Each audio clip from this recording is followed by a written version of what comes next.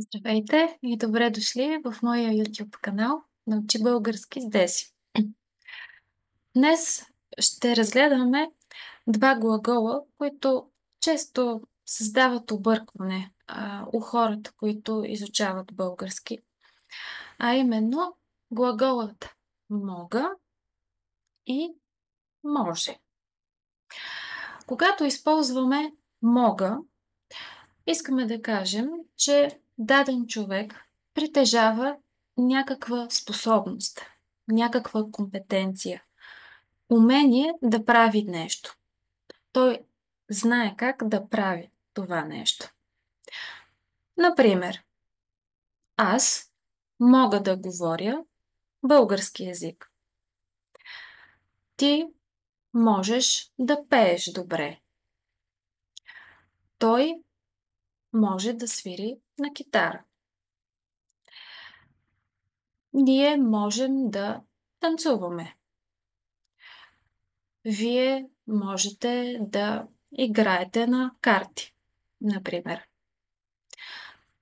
Те могат да готвят български ястия. Кога използваме може? Само този глагол може, който в българската граматика се казва безличен глагол. Може използваме, когато искаме да кажем, че има някаква възможност нещо да се случи.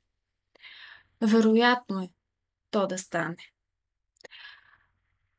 Или когато искаме разрешение да направим нещо.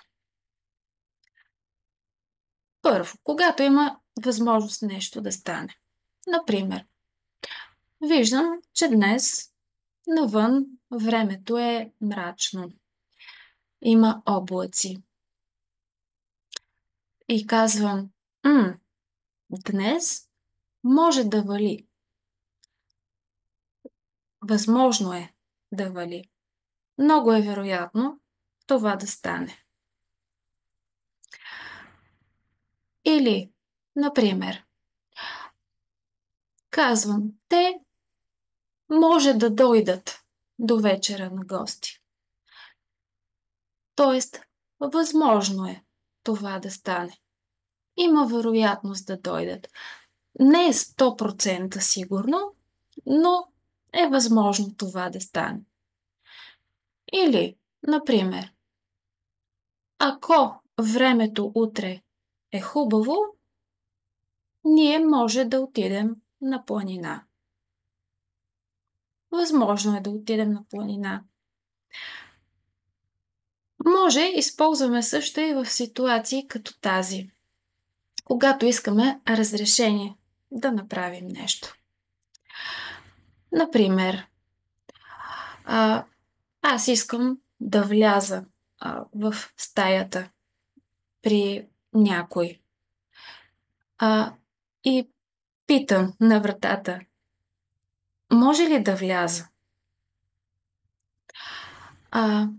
Или, например, ако аз съм в автобуса и виждам свободно място до някой, питам, свободно ли е? Може ли да седна?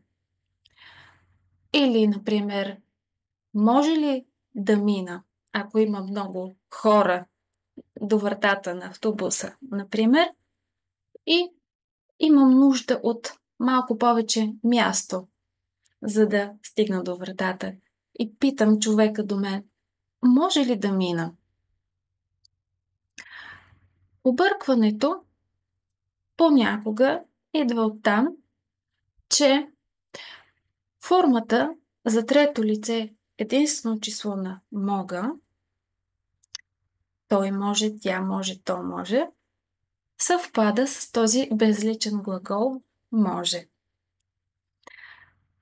Затова може да чуете изречения като той може да свири на китара, има умението да прави това, но той може да дойде до вечера, което по-скоро означава, че има възможност той да дойде до вечера.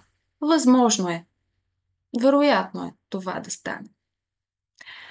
Надявам се, че това видео ви е било полезно.